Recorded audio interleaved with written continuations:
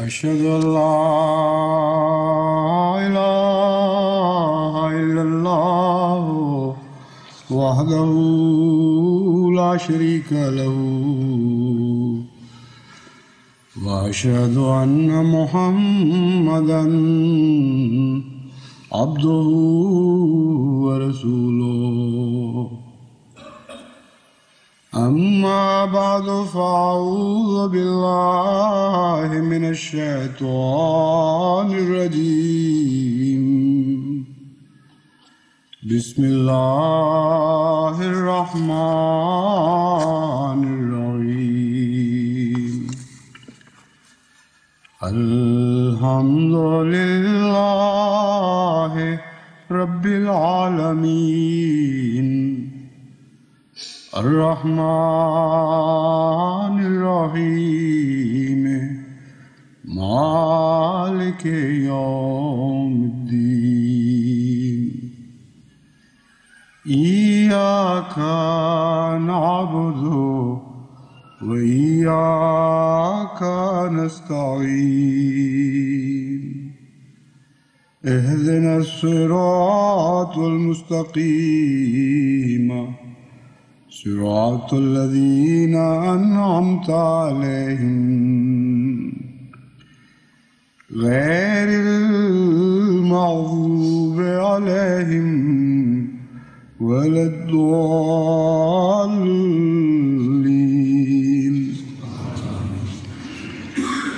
ألف لام را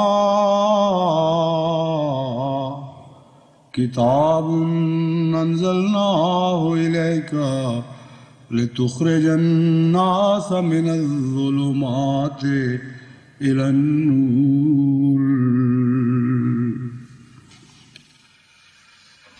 لتخرج الناس من الظلمات إلى النور بإذن ربهم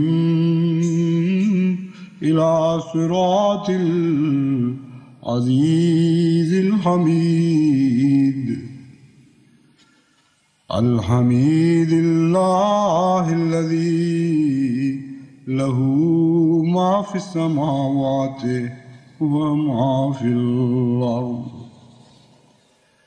وويل للكافرين من عذاب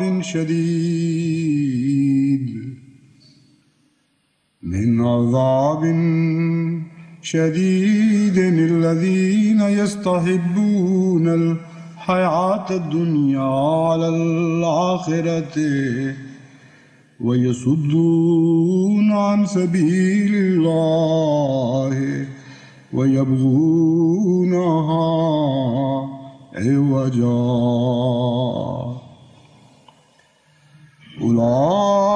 أولئك في ضلال بعید۔ سورہ ابراہیم آیت 1-4۔ یہ آیات جو میں نے آج کے خطبہ کے لیے منتخب کی ہیں، ان میں حضرت اقدس محمد مصطفیٰ صلی اللہ علیہ وآلہ وسلم کی ایک امتیازی صفت یہ بیان فرمائی گئی ہے کہ آپ اندھیروں سے بنی نوع انسان کو نور کی طرف لے کے آ رہے ہیں۔ یہ امتیازی صفت ان معنوں میں تو ہے کہ تمام بنی نوع انسان میں وہ ایک ہی وجود تھا جس کے سپرد یہ کام کیا گیا تھا یا جسے یہ اہلیت تھی، مگر ان معنوں میں امتیازی نہیں کہ بعد میں ایسے اور لوگ آپ کی غلامی میں پیدا نہیں ہو سکتے یا ہوں گے یا ہوئے اس زمانے میں جو اسی کام کو جاری رکھیں۔ در حقیقت جس نور کی طرف خدا کا نبی بلاتا ہے اس کے ساتھ اور بہت سی آوازیں اٹھنے لگتی ہیں، اس کے اور بہت سے غلام اس کام میں شریک ہو جاتے ہیں اور ہر طرف گویا شمعیں جلنے لگتی ہیں۔ چنانچہ حضرت اقدس محمد مصطفیٰ صلی اللہ علیہ وآلہ وسلم اس منظر پر نہایت ہی پیارے رنگ میں روشنی ڈالتے ہوئے فرماتے ہیں اصحابی کن نجوم، بِأَيِّهِمْ اقْتَدَيْتُمْ اهْتَدَيْتُمْ، کہ میرے صحابہ تو دیکھو ستاروں کی طرح روشن ہو گئے، میرے نور سے انہوں نے نور پکڑا اور خود وہ ایسے نورانی وجود بن گئے کہ تم ان میں سے جس کو چاہو اس کے پیچھے چلو، تمہیں وہ ہمیشہ ہدایت ہی کی طرف لے کے جائیں گے۔ بِإِذْنِ رَبِّهِمْ إِلَىٰ صِرَاطِ الْعَزِيزِ الْحَمِيدِ، یہ ان کے رب کی طرف سے اللہ تعالیٰ نے یہ کام حضرت محمد مصطفیٰ صلی اللہ علیہ وآلہ وسلم کو سونپا ہے۔ ان کے رب کی طرف سے جو محاورہ ہے، یہ عام طور پر جب حضرت اقدس محمد مصطفیٰ صلی اللہ علیہ وآلہ وسلم کا ذکر ملتا ہے تو رب کا یا ربوں کا خطاب ملتا ہے۔ یہاں بِإِذْنِ رَبِّهِمْ اس لیے فرمایا گیا کہ جو مخاطب ہیں ان کو پابند کیا جائے، ان کو بتایا جائے کہ یہ تمہارے رب کا حکم ہے، تمہیں ماننا پڑے گا۔ یہ ایسا حکم نہیں ہے جسے صرف حضرت محمد مصطفیٰ صلی اللہ علیہ وآلہ وسلم کی طرف خاص کیا گیا ہو، اگرچہ بلاتا یہ ہے، لیکن یاد رکھو کہ تمہارے رب کا حکم ہے اور تم پابند ہو کہ اس کی ہدایت کی آواز پر لبیک کہو اور اس نور کی طرف چلے آؤ جس کی طرف یہ بلاتا ہے۔ اور پھر ربہم کے مضمون پر مزید روشنی ڈالی کہ یہ وہی رب ہے جو ساری کائنات کا، آسمانوں اور زمین کا رب ہے، اور جس کے حکم سے نکل کر پھر کوئی پناہ نہیں، کوئی نجات نہیں۔ وَوَيْلٌ لِّلْكَافِرِينَ مِنْ عَذَابٍ شَدِيدٍ، اگر اس حکم کا انکار کریں گے تو پھر ان کے لیے عذاب شدید کے سوا اور کوئی خوشخبری نہیں۔ لیکن بدبختی سے کچھ ایسے لوگ بھی پیدا ہوتے ہیں، الذین یستحبون الحیات الدنیا علی الآخرہ، وہ دنیا کی زندگی پر آخرت کی زندگی پر دنیا کی زندگی کو ترجیح دینے لگتے ہیں۔ اور صرف یہی نہیں کہ اپنے لیے ترجیح دیتے ہیں بلکہ دوسروں کی راہ بھی روکتے ہیں کہ وہ ہدایت کی پیروی کریں، راہیں روک کر بیٹھ جاتے ہیں اور خدا تعالیٰ کی راہوں کو ٹیڑھا کرنے کی کوشش کرتے ہیں، سبیل اللہ سے روکتے ہیں، وَيَبْغُونَهَا عِوَجًا، اور چاہتے ہیں کہ اللہ کی راہ ان کے ذہنوں کی طرح، ان کی فطرتوں کی طرح، ان کے اپنی افتاد طبع کی طرح ٹیڑھی ہو جائے اور لوگ ان کے خیالات کی پیروی کریں نہ کہ اللہ کے حکم کی۔ اولئک فی ضلال بعید، یہ لوگ بہت دور کی گمراہی میں ہیں۔ ضلال بعید میں ایک اس طرف بھی اشارہ ہے کہ اس قسم کی ٹیڑھی سوچوں والے پھر نجات پایا نہیں کرتے، ان کا نجات پانا ایک بہت دور کی بات ہے۔ یہ راہ سے بھٹکتے بھٹکتے اتنا دور نکل گئے ہیں کہ اب واپسی کے آنے کا وقت نہیں رہا۔ یعنی ائمۃ التکفیر کی بات ہو رہی ہے جن کا نقشہ کھینچا گیا ہے کہ آواز تو دینا فرض ہے، ہدایت کی طرف بلانا تو ضروری ہے، لیکن بعض بدقسمت جو ائمۃ التکفیر کہلاتے ہیں وہ ضلال بعید میں مبتلا ہیں، اتنے دور نکل چکے ہیں کہ ان کی واپسی کی امید بہت تھوڑی رکھی جا سکتی ہے۔ یہی کام وہ کام تھا جو حضرت امام مہدی کو حضرت صلی اللہ علیہ وآلہ وسلم کی غلامی میں سونپا جانا تھا، اور یہ مقدر تھا، چنانچہ آپ کو حکم اور عدل فرمایا گیا۔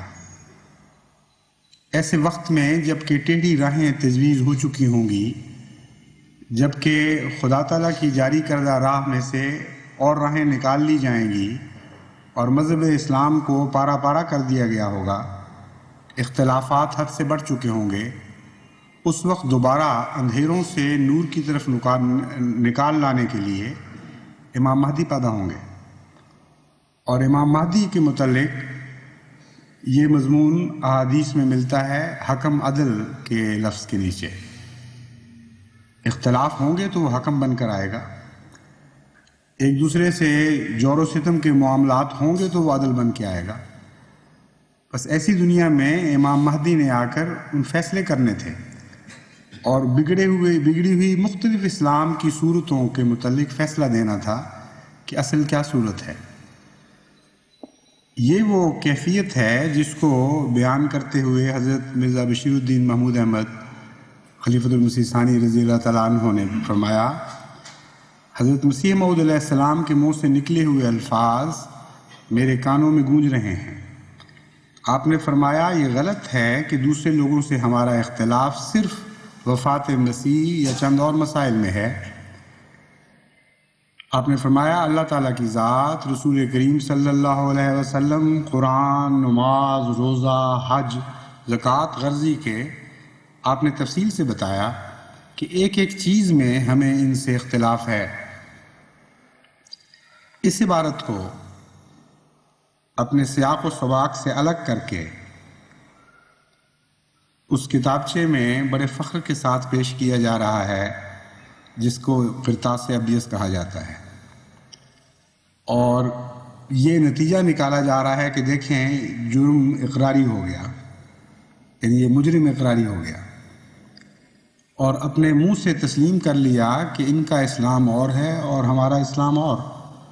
چنانچہ لکھتے ہیں قادیانی اس بات پر ایمان رکھتے ہیں کہ ان کے اور دیگر مسلمانوں کے درمیان وجہ اختلاف صرف مرزا غلام احمد کی نبوت ہی نہیں، بلکہ ان کا دعویٰ ہے کہ ان کا خدا، ان کا اسلام، ان کا قرآن، ان کے روزے، فی الحقیقت ان کی ہر چیز باقی مسلمانوں سے مختلف ہے۔ اپنی ایک تقریر میں جو الفضل کے 30 جولائی 1931 کے شمارے میں مسلمانوں سے اختلاف کے عنوان سے شائع ہوئی تھی، مرزا غلام احمد قادیانی کے بیٹے مرزا بشیر الدین محمود احمد کہتے ہیں، آگے وہی عبارت درج ہے جو میں پہلے بیان کر چکا ہوں۔ اس سلسلے میں پہلی بات تو یہ کہنے کے لائق ہے کہ جس نے بھی یہ عبارت تجویز کی ہے، جس نے بھی یہ نتیجہ نکالا ہے، ہم قطعی طور پر کہہ سکتے ہیں کہ وہ جھوٹ بول رہا ہے عمدن۔ ان سب کو علم ہے، حکومت کے بڑوں کو بھی اور چھوٹوں کو بھی، ان کے علماء کو بھی، اور اس وضاحت کے ساتھ، اس کثرت کے ساتھ حضرت اقدس مسیح موعود علیہ الصلوۃ والسلام اپنے عقائد کو بار بار بیان فرما چکے ہیں، اور جماعت احمدیہ کی روزمرہ کی زندگی ان کے سامنے کھلی کتاب کے طور پر موجود ہے۔ یہ سارے جانتے ہیں کہ بالکل جھوٹ ہے کہ ہمارا قرآن کریم الگ ہے، ہمارا خدا الگ ہے، ہمارا اسلام الگ ہے، ہمارے روزے الگ ہیں۔ کلمے کے متعلق کہا کرتے تھے کہ الگ ہے، اور اب خود ایسے اقدامات کیے کہ جن کے نتیجے میں تمام دنیا پر خود یہ ظاہر کرنے پر مجبور ہو گئے کہ ان کا کلمہ وہی تھا جو ہمارا کلمہ تھا، ہم جھوٹ بولا کرتے تھے۔ 90 سال تک ہم نے جھوٹ بولا اور گند کھایا، اور اب ہم مجبور ہو گئے ہیں اس بات کو تسلیم کرنے پر اور ساری دنیا میں مشتہر کرنے پر کہ ان کا کلمہ وہی ہے جو ہمارا کلمہ تھا، لیکن ہم ان کو وہ کلمہ استعمال نہیں کرنے دیں۔ تو ہر جھوٹ خود بخود کھلتا چلا آ رہا ہے۔ اس لیے یہ عبارت جس نے بھی لکھی ہے وہ ایک لازماً ایک دجل کا ماہر ہے، عمدن جھوٹ بولنے والا ہے۔ ایک ہے یا ایک سے زیادہ ہیں، اس سے ہمیں غرض نہیں، مگر وہ حکومت ذمہ دار ہے اس جھوٹ کی جس نے اسے اپنے کتابچے میں شائع کیا ہے، دنیا کو یہ دھوکہ دینے کے لیے گویا واقعتاً یہ سب چیزیں الگ ہیں۔ سب دنیا جانتی ہے کہ فصاحت و بلاغت کا یہ ایک طریق ہے، ایک چھوٹے سے جملے میں وسیع مضامین بیان کیے جاتے ہیں۔ بعض دفعہ کہا جاتا ہے کہ تم اور میں اور، تم اور قسم کے انسان ہو، میں اور قسم کا انسان ہوں۔ تو کیا اس کا مطلب یہ ہوتا ہے کہ اس نے تسلیم کر لیا کہ وہ جانور ہے، وہ گدھا ہے، وہ کتا ہے، وہ بلہ ہے، انسان نہیں ہے؟ مراد یہ ہوتی ہے کہ تم میں انسان کی صفات باقی نہیں رہیں۔ میں انسان ہوں، میری انسانیت میں شبہ کوئی نہیں، لیکن تم بدل چکے ہو، تم نے اپنے انسانیت کے اندر غیر انسانی صفات داخل کر لی ہیں۔ بالکل اسی معنی میں حضرت مسلم موعود نے یہ فقرے استعمال فرمائے، اور یہ بتانے کے لیے جماعت کو، یہ سمجھانے کے لیے کہ ایک معمولی اختلاف کی وجہ سے خدا نے یہ سلسلہ شروع نہیں کیا، بلکہ خدا تعالیٰ کا تصور، قرآن کا تصور، ملائکہ کا تصور، انبیاء کا تصور، جنت دوزخ کا تصور، اور جتنی بھی بنیادیں ہیں آخرت کے تصور سے متعلق، جنت، جہنم، حیات بعد الموت، یہ سارے قصے جتنے بھی ہیں، ان سب باتوں میں جماعت احمدیہ ان کے تصورات سے اختلاف رکھتی ہے۔ اور ہمارا دعویٰ یہ ہے کہ ہمارا اسلام وہ ہے جو حضرت محمد مصطفیٰ صلی اللہ علیہ وآلہ وسلم کا اسلام تھا، ہمارا خدا وہ ہے جو حضرت محمد مصطفیٰ صلی اللہ علیہ وسلم کا خدا تھا، ہمارا ملائکہ کا تصور وہی ہے جو آن حضرت صلی اللہ علیہ وآلہ وسلم کو عطا فرمایا گیا، ہمارا قرآن حقیقی معنوں میں وہی ہے جو حضرت محمد مصطفیٰ صلی اللہ علیہ وآلہ وسلم کے قلب صافی پہ نازل ہوا، ہمارا جنت اور جہنم کا تصور وہی تصور ہے جو قرآن کریم پیش کرتا ہے اور جو سنت سے ثابت ہے۔ یہ ہے مراد جسے سمجھتے، جانتے، بوجھتے ہوئے بھی انہوں نے غلط رنگ میں پیش کرنے کی کوشش کی ہے۔ وہ تفصیل کیا ہے اختلافات کی؟ وہ تو اتنی زیادہ ہے کہ سینکڑوں صفحات پر مشتمل اقتباسات موجود ہیں، اور مجھے آج جمعے پہ آتے ہوئے دیر بھی اس لیے ہوئی کہ ایک ہفتے سے کوشش کر رہا ہوں کہ کسی طرح سمیٹوں مضمون کو اور اقتباسات میں سے کچھ چنوں اور اکثر کو چھوڑ دوں، لیکن اتنے زیادہ اقتباسات ہیں اس مضمون کو واضح کرنے کے لیے کہ دراصل تو یہ 8-10 خطبوں کا موضوع تھا جسے سمیٹ کر میں آج ایک خطبے میں بیان کرنے کی کوشش کروں گا۔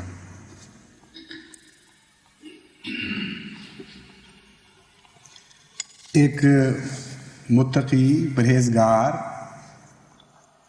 سچائی کا پرستار اگر تحقیق کرنا چاہتا تو اس کو یہ چاہیے تھا کہ اللہ کے متعلق حضرت مسیح موعود علیہ السلام نے جو کچھ لکھا ہے وہ پیش کرتا، اور جو کچھ ان مخالفین کی علماء نے لکھا ہے جو جماعت احمدیہ کے آج اول دشمن ہیں ان کو بھی پیش کرتا، اور دنیا کو بتاتا کہ دیکھو ان کا اللہ اور ہے اور ہمارا اللہ اور ہے، اور پھر دنیا دیکھ لیتی اور سمجھ جاتی کہ کون سا اللہ حق ہے اور کون سا اللہ ایک خیالی، ایک تصور کی بات ہے جس کا حقیقت سے کوئی تعلق نہیں۔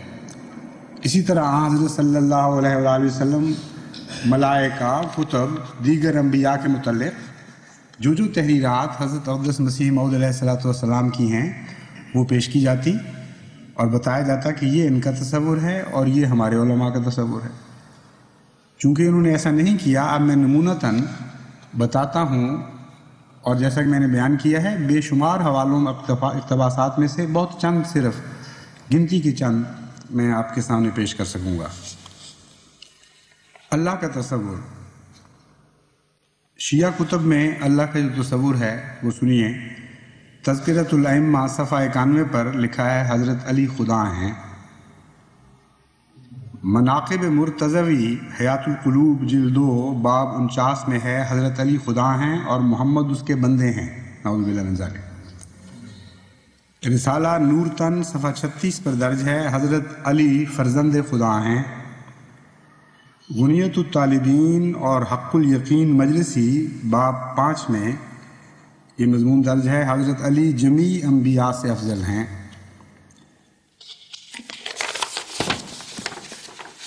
اور جہاں تک بریلوی عقائد کا تعلق ہے، ان کے نزدیک خدا وہ خدا ہے جس کی صفات اور جس کی قدرتیں اس کے زندہ بندوں میں ہی تقسیم نہیں ہوئی، ان بندوں میں بھی تقسیم ہیں جو مردہ ہو چکے، جو وفات یافتہ کہلاتے ہیں، ان کے مزاروں میں بھی خدا کی طاقتیں موجود ہیں، اور وہ اس بارے میں اللہ کے شریک ہیں۔ چنانچہ ان تصورات کی بنا پر آج پاکستان جیسے ملک میں لاکھوں قبریں آپ کو ایسی ملیں گی جہاں مختلف رنگ کی جھنڈیاں لگی ہوں گی، یا بوسیدہ کپڑوں کی جسے ٹاکیاں کہتے ہیں پنجابی میں، چیتھڑے لٹکے ہوئے ہوں گے مختلف رنگوں کے، اور ہر قبر کی ایک تاثیر بیان کی جاتی ہے۔ کوئی نزلہ ٹھیک کرنے کی قبر، کوئی بچہ دینے کی قبر، کوئی لڑکی دینے کی قبر، کوئی لڑکا دینے کی قبر، کوئی سل سے نجات دینے کی قبر، ہر قسم کی مرادیں جو خدا تعالیٰ سے وابستہ ہوتی ہیں مومن کی، ہر قسم کی حاجات جو خدا کے سوا خدا کا بندہ کسی اور سے مانگنے کا تصور بھی نہیں کر سکتا، وہ صرف زندوں سے نہیں بلکہ مردوں سے مانگی جاتی ہیں اور اس کی شرعی جواز پیش کیے جاتے ہیں۔ احکام الشریعت حصہ دوم 155 میں مولوی احمد رضا خان صاحب بریلوی فرماتے ہیں، اولیاء کرام کا مزارات سے تصرف کرنا بے شک حق ہے کہ مزارات سے اپنی قبروں میں سے امور دنیا میں تصرفات کرنا اور کسی کو کچھ دینا اور کسی سے ہاتھ روک لینا، یہ سب برحق ہے۔ اور ایک آیت کریمہ سے جس میں یہ بیان فرمایا گیا کہ کفار اہل قبور سے مایوس ہو چکے ہیں، مطلب یہ ہے کہ دوبارہ زندہ ہونے سے، اس سے استنباط کر کے یہ لکھا گیا کہ وہ سارے کافر ہیں جو مردوں سے ان کی طاقتوں سے مایوس ہو چکے ہیں۔ چنانچہ قرآن کریم کی نص سرین کے نزدیک یہ بتاتی ہے کہ مردہ اپنے تصرفات میں خدا تعالیٰ کے شریک ہیں، اور جو اس بات سے مایوس ہو گیا، یہ لکھا گیا ہے، جو اس بات سے مایوس ہو وہ لازماً کافر ہے۔ چنانچہ مواعظ نعیمہ میں یہ بھی لکھا، ارشاد ہے ما لا ينفعک ولا یضرک، یعنی قرآن کریم میں جو یہ فرمایا گیا ہے کہ ان سے نہ مانگو جو تمہیں نفع نہ پہنچا سکتا ہو یا ضرر نہ پہنچا سکتا ہو، اس سے معلوم ہوا کہ بت نہ نفع دیں نہ نقصان، لہٰذا ان کو نہ پکارو، اور نبی ولی چونکہ نفع بھی دیتے ہیں اور نقصان بھی، لہٰذا ان کو پکارو۔ ایک یہ ہے خدا تعالیٰ کا تصور۔ اور اس کے برعکس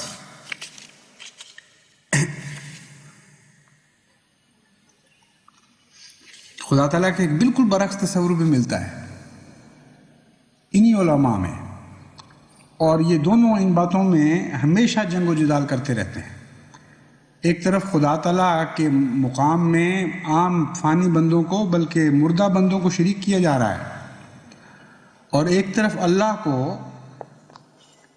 گناہگار بندوں کے ساتھ شامل کیا جا رہا ہے، اور یہ بتایا جا رہا ہے کہ گویا اللہ تعالیٰ میں بھی گناہ کی قدرت ہے، اور یہ بحثیں اٹھائی جا رہی ہیں۔ چنانچہ یکروزی مصنفہ اسماعیل امام اول دیوبندیہ مطبوعہ فاروقی صفحہ 145 پہ لکھا ہے، بس ہم نہیں مانتے کہ خدا کا جھوٹ محال بذات ہو، ورنہ لازم آئے گا کہ انسانی قدرت خدا کی قدرت سے زائد ہو جائے گی۔ اور اس مسئلے پر بڑی لمبی لمبی بحثیں ہوئی ہیں، صرف جھوٹ نہیں بلکہ اس قدر آگے بڑھ گئے ہیں اس بحث میں کہ امکان کذب کے علاوہ حوالے بہت سے ہیں، یہ بھی مجھے چھوڑنے پڑیں گے۔ کہتے ہیں اب افعال قبیحہ کو قدرت قدیمہ حق تعالی شانہ سے کیوں کر خارج کر سکتے ہیں؟ افعال قبیحہ مقدور باری تعالی ہیں، اور افعال قبیحہ جو گنوائے گئے ہیں وہ تو بعض ایسے ہیں جو انسان بیان بھی نہیں کر سکتا پڑھ کے بھی، کہ حالانکہ کسی اور کا کلام ہے، لیکن شرم آتی ہے اللہ جل شانہ کے متعلق اس قسم کے کلمے لکھنے۔ مثلا ان میں سے عام جو بعض میں لکھی گئی ہیں باتیں، شراب خوری، چوری، جہل، ظلم، یہ نمونے دیے گئے ہیں۔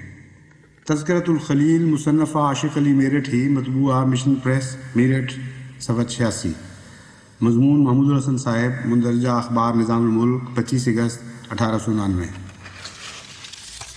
یہ جو نہایت ہی غلیظ کلام، نہایت ہی گندا کلام اللہ کی شان میں ہے، دونوں ہی دراصل خدا تعالیٰ کی ذات کا تصور کلیتاً بگاڑنے والے ہیں۔ ایک بندوں کو اٹھا کے خدا سے ملا رہا ہے، اور ایک خدا کو گرا کے بندوں سے ملا رہا ہے۔ وہ خدا تو نہیں جو حضرت اقدس محمد مصطفیٰ صلی اللہ علیہ وآلہ وسلم پر جلوہ گر ہوا تھا، یہ وہ خدا تو نہیں جو ساری کائنات کا خدا ہے اور ہر عیب سے پاک ہے، اور جس کی تسبیح بے جان چیزیں جن کو ہم بے جان سمجھتے ہیں وہ بھی دن رات تسبیح کے اور حمد کے گیت گاتے ہیں۔ کہاں وہ خدا کہاں یہ خدا جس کے تصورات ان لوگوں نے پیش کیے. تو ہم تو حضرت اقدس محمد مصطفیٰ صلی اللہ علیہ وآلہ وسلم کے خدا کے قائل ہیں. بس ببانگ دوہل یہ اعلان کرتے ہیں کہ اگر وہ خدا ہے تمہارا جو تم نے لکھا ہے تو خدا کی قسم تمہارا خدا اور ہے اور ہمارا خدا اور ہے.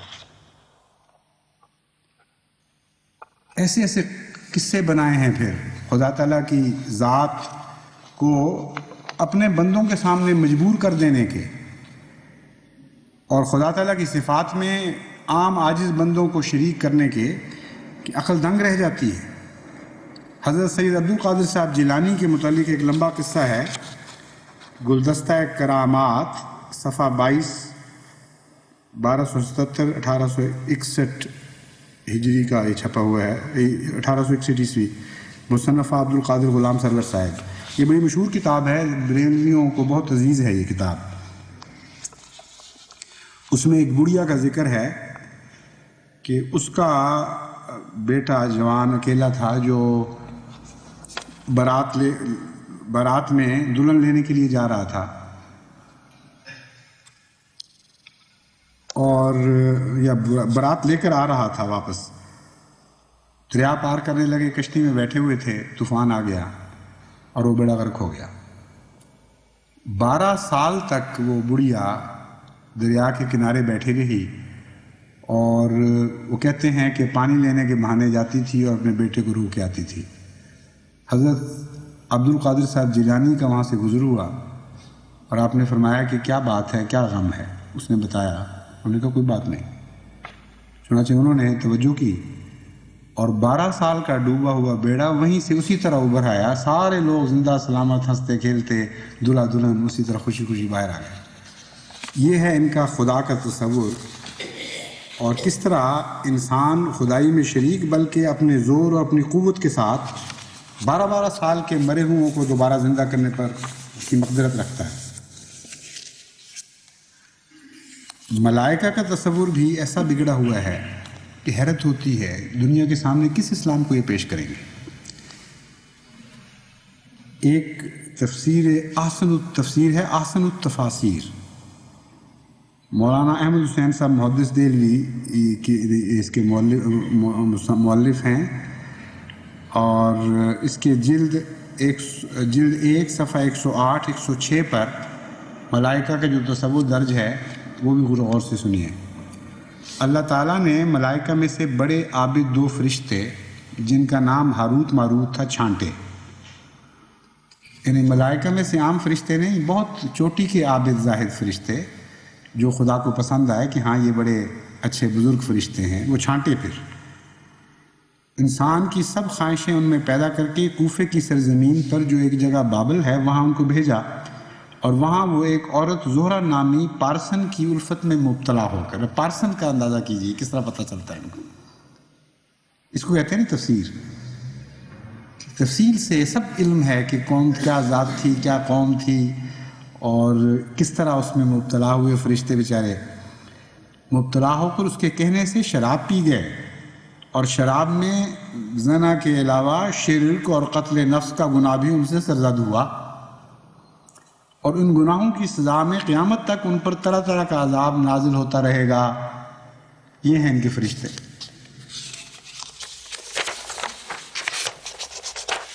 اور جہاں تک شیعہ کتب میں فرشتوں کا تصور ہے وہ سنیے. کہتے ہیں حضرت امام حسین کی تکلیف اور بے بسی کو دیکھ کر ملائکہ نے خدا تعالیٰ سے بصد اصرار عرض کیا کہ حضرت امام حسین کی مدد کرنے کی اجازت دی جائے. اللہ تعالیٰ نے روکا ہوا تھا کہ میں نہیں دینی، اور فرشتے کہتے تھے کہ ہمیں ضرور دی جائے. کہتے ہیں یہ بحث چل رہی تھی اوپر، بالآخر اللہ تعالیٰ نے اجازت دے دی. مگر افسوس کس وقت؟ جب فرشتے زمین پر جا پہنچے اس وقت حضرت امام حسین شہید ہو چکے تھے. ذرا لیٹ دی خدا نے اجازت، اور فرشتوں کو یا دیر لگ گئی پہنچنے میں. جو بھی یہ قصہ بیان کرنا چاہتے ہیں، کیا ان کا خدا کا تصور ہے، کیا فرشتوں کا تصور ہے، اور حملے کرتے ہیں حکم عدل کے اوپر. عبارتیں تو پڑھ کے دیکھیں اللہ حضرت مسیح موعود علیہ السلام کی، خدا کیا ہے اور فرشتے کیا ہیں اور کتابیں کیا ہیں اور انبیاء کیا ہیں. ان کا تصور تو پاسنگ کو بھی نہیں پہنچ سکتا. ان تصورات کے جو قرآن اور سنت سے اخذ کر کے حضرت مسیح موعود علیہ الصلوۃ والسلام نے اپنی پاک زبان میں ہمارے سامنے پیش فرمایا۔ جلاء العیون باب پنجم فصل 15 صفحہ 498 540 سے یہ حوالہ لیا گیا تھا جو شیعہ فرشتہ تصور کے متعلق ہے۔ اسی طرح ان کے لکھتے ہیں کہ ایک فرشتہ نے حضرت علی رضی اللہ تعالیٰ عنہ سے کہا السلام علیک یا وصی رسول اللہ و خلیفتہ، اور پھر اجازت مانگی کہ میں خضر سے ملاقات کر رہا ہوں، اگر اجازت ہو تو کہتے ہیں کہ حضرت علی نے اجازت دے دی۔ اس پر حضرت سلمان فارسی پاس کھڑے تھے، انہوں نے کہا کہ کیا فرشتے بھی آپ کی اجازت کے بغیر مل نہیں سکتے کسی سے؟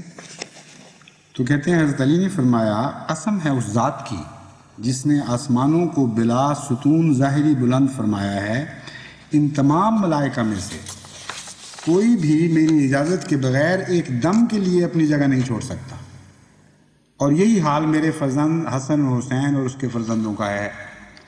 الحق و ما علی در نجف کا رجب نمبر ہے، یہ رسالہ ہے در نجف ان کا، صفحہ 60 15 فروری 1980۔ اللہ تعالیٰ تو قرآن کریم میں یہ فرماتا ہے کہ میرے اذن کے بغیر وہ دم نہیں مارتے، جو کچھ میں کہتا ہوں وہی کرتے ہیں، اس سے تجاوز نہیں کرتے۔ اور یہاں فرشتوں اور خدا دونوں کا تصور کو بگاڑ کر یہ اس شکل میں پیش کیا جا رہا ہے کہ اصل میں حضرت علی کے اذن کے بغیر وہ دم نہیں مار سکتے، فرشتوں کی حیثیت ہی کوئی نہیں ان کے مقابل پر۔ قرآن کریم کے متعلق کہا گیا تھا کہ یہ ان کا اور ہمارا اور۔ قرآن کریم کے متعلق ایک بات یہ بتاتا چلوں کہ حضرت اقدس مسیح موعود علیہ الصلوۃ والسلام نے قرآن کریم کے عشق میں جو کچھ لکھا ہے نثر میں اور نظم میں، وہ آپ گزشتہ تمام بزرگوں کی عبارتیں اکٹھی کر لیں، حجم میں بھی وہ نہیں بنے گی۔ قرآن کریم کے عشق میں کوئی نظم نکال کے دکھائیں پرانے زمانے کی، بزرگ تو وہ تھے لیکن ایسا عشق میں دیوانہ ہو جانے والا کہ جی میں یہی ہے ہر دم تیرا صحیفہ چوموں، قرآن کے گرد گھوموں کعبہ میرا یہی ہے۔ یہ کلمات تو ایک عاشق کے صادق کے سوا کسی کے منہ سے نکل ہی نہیں سکتے۔ اور قرآن کریم کی جیسی خدمت حضرت اقدس مسیح موعود علیہ الصلوۃ والسلام نے فرمائی، اور جس قسم کے مبینہ داغوں سے اسے پاک قرار دیا، وہ مبینہ داغ وہ تھے جو بدقسمتی سے خود مسلمان علماء کی طرف سے لگائے گئے تھے۔ مثلا نسخ کا عقیدہ ہے، قرآن کریم کا جو مرتبہ ہے شک سے بالا ہونے کا، اس پر سب سے بڑا حملہ یہ ہے کہ قرآن کریم میں نسخ موجود ہے۔ جب نسخ موجود ہو اور اختلاف کی گنجائش مل جائے علماء کو کہ کون سی آیت ناسخ اور کون سی منسوخ اور کتنی ناسخ اور کتنی منسوخ، تو سارے قرآن کریم کا اعتبار اٹھ جاتا ہے۔ حضرت مسیح موعود علیہ الصلوۃ والسلام وہ پہلے ہیں جنہوں نے فرمایا کہ ایک نقطہ بھی اس کتاب کا نہ نسخ ہوا نہ ہو سکتا ہے قیامت تک، ہمیشہ کے لیے اسی طرح یہ کامل کتاب حفاظت کے ساتھ جاری رہے گی اور اس میں کوئی تبدیلی نہیں۔ اس قرآن کریم کے متعلق جو تصورات ہمارے مخالف علماء کے بزرگوں نے پیش کیے ہوئے ہیں، وہ میں ان میں چند نمونے آپ کے سامنے رکھتا ہوں۔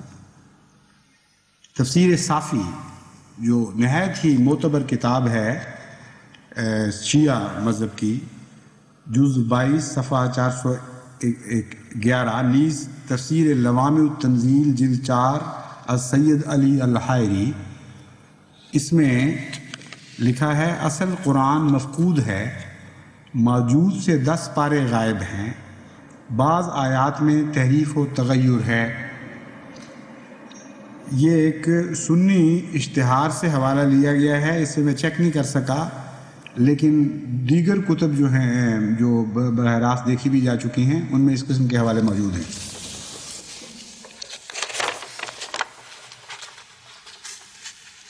اسی طرح لکھا ہے علامہ علی الحائری نے کہ نہ صرف یہ کہ کچھ مفقود ہیں قرآن کریم سے پارے اور صورتیں، بلکہ نام بھی گنوائے ہیں۔ ایک سورہ نورین ہے جس کی ایک آیت بھی درج فرماتے ہیں، کہتے ہیں یا ایھا الذین آمنوا آمنوا بالنورین اس سے یہ صورت شروع ہوتی ہے اور والحمدللہ رب العالمین پر جا کر یہ ختم ہوتی ہے۔ تفسیر لوامع التنزیل جز 14 صفحہ 15 تا 26۔ رسالہ نورتن شیعہ رسالہ ہے، یہ ہمارے قاضی محمد یوسف صاحب کو بہت شوق تھا صوبہ سرحد کے کہ وہ شیعہ کتب اصل اکٹھی کریں، چنانچہ ان کی لائبریری میں یہ موجود ہے نورتن، جس کے صفحہ 37 پر درج ہے کہ قرآن کریم حضرت علی کی طرف نازل ہوا تھا، غلطی سے حضرت صلی اللہ علیہ وآلہ وسلم پر چلا گیا۔ اس کی تفصیلیں مختلف شیعہ کتب میں ملتی ہیں کہ کیسے گیا۔ بعض کہتے ہیں شکل ملتی تھی تو جبرائیل علیہ السلام کو دھوکہ لگ گیا، حضرت رسول کریم صلی اللہ علیہ وآلہ وسلم بیٹھے ہوئے تھے اور وہ حضرت علی سمجھ کر نازل کر گیا، بس ایک دفعہ غلطی ہوگی تو پھر اب مجبوری تھی۔ اور قرآن کریم کی تفسیر پر جو ظلم کیے گئے ہیں، تفسیر کے ذریعے قرآن کریم پر جو مظالم توڑے گئے ہیں وہ اتنے زیادہ ہیں کہ ان کا شمار ممکن نہیں۔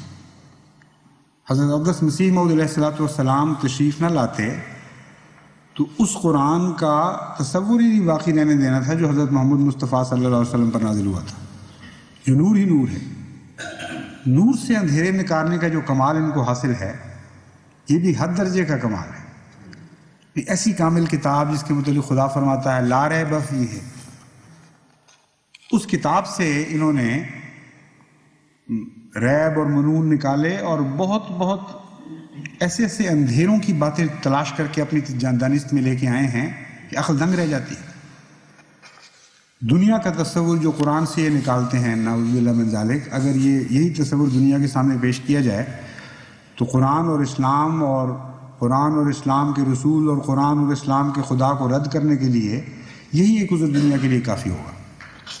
چنانچہ ایک عالم دین جو یہ دعویٰ رکھتے ہیں کہ میں بھی محقق ہوں،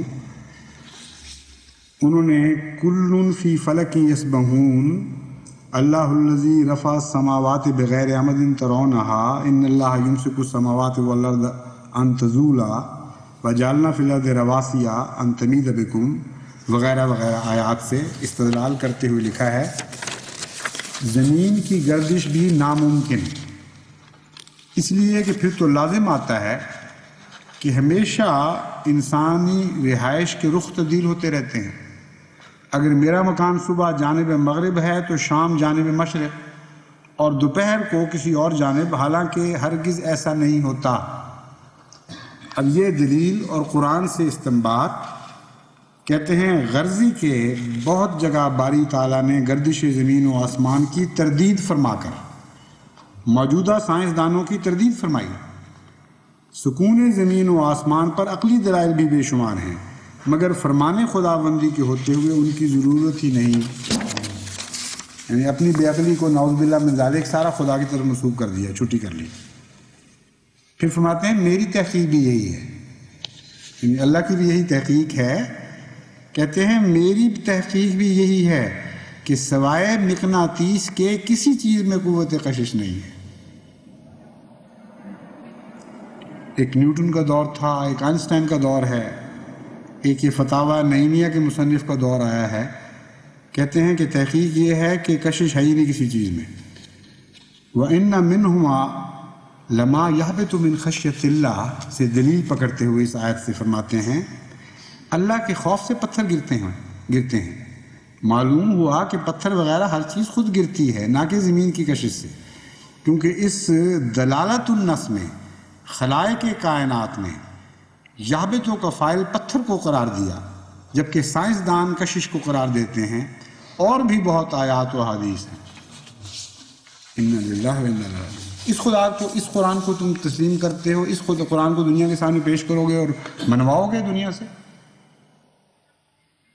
اتنا عظیم الشان احسان ہے حضرت مسیح موعود علیہ السلام کا، کس طرح اندھیروں سے اور متفرق چاروں سمت پھیلے ہوئے اندھیروں سے نکال کر ہمیں اس نور کی طرف واپس لے آئے جو حضرت محمد مصطفیٰ صلی اللہ علیہ وآلہ وسلم کے قلب صافی پہ نازل ہوا تھا۔ اور صرف موجودہ علماء کا حال نہیں ہے، بہت سے اندھیرے متفرق زمانوں کے، ان سب کے پردے انہوں نے روشن کے کلام اللہ کے اوپر ڈال دیے تھے۔ ان سب پردوں کو چاک کیا حضرت مسیح موعود علیہ السلام نے، اس نور کو بحال کیا اپنی اصل شکل میں جو تمام دنیا پہ غالب آنے کی مقدرت رکھتا ہے، مگر ان پردوں نے ظلم کیا ہوا ہے اس نور کے اوپر۔ ابن جریر مشہور مصنف ہیں، بڑے بزرگ انسان تھے، لیکن اپنے زمانے کی تاریکیوں سے پوری طرح متاثر ہوئے بغیر نہیں رہ سکے۔ چنانچہ انہوں نے لکھا ہے اپنی تفسیر میں، قاف، سورہ قاف کی تفسیر میں فرماتے ہیں، اس زمین کے پرے ایک سمندر پیدا کیا ہے جو اس زمین کو گھیرے ہوئے ہے، اور اس کے پرے ایک پہاڑ ہے جسے قاف کہتے ہیں، اور سمائے دنیا اس پر قائم ہے۔ یعنی زمین کے چاروں طرف ایک سمندر ہے، سمندر سے پرے ایک پہاڑ ہے، وہ جو پہاڑ ہے اس کو قاف کہتے ہیں، اور اس قاف کے اوپر سمائے دنیا قائم ہے۔ پھر اس پہاڑ کے پیچھے اس زمین جیسی اور زمین ایک پیدا کی ہے، اور دوسرا آسمان اس پر قائم ہے۔ اس طرح 7 زمینیں اور 7 سمندر اور 7 پہاڑ ہیں، اور یہ خدا تعالیٰ کا قول ہے۔ تفسیر روح المعانی جز 26 صفحہ 171۔ یہ علامہ ابن جریر کی نہیں، علامہ علوسی کی تفسیر ہے، وہ ابن جریر کے حوالے سے یہ بات بیان کر رہا ہے۔ یعنی کتاب جو ہے وہ علامہ علوسی کی ہے، لیکن تفسیر کا حوالہ وہ ابن جریر کا دیتے ہیں۔ اور جہاں تک مودودی صاحب کا تعلق ہے، ان کی تفسیریں بھی بڑی دلچسپ ہیں۔ اس کا ایک نمونہ میں آپ کے سامنے رکھتا ہوں۔ پہلے تو یہ کہتے ہیں کہ قرآن مجید کی صورتوں میں اس قدر وسیع مضامین بیان ہوئے ہیں کہ ان کے لیے مضمون کے لحاظ سے جامع عنوانات تجویز نہیں کیے جا سکتے۔ اب یہ سوچنے والی بات ہے، بظاہر ایک چھوٹی سی بات کہہ دی ہے، لیکن وہ عنوانات کیا ہیں جو خدا نے تجویز فرمائے ہیں؟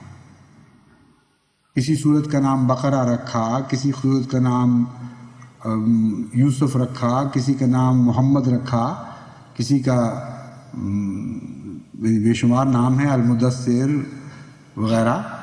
جتنے نام قرآن کی صورتوں کے ہیں وہ کیا حیثیت رکھتے ہیں مولانا مودودی کے نزدیک؟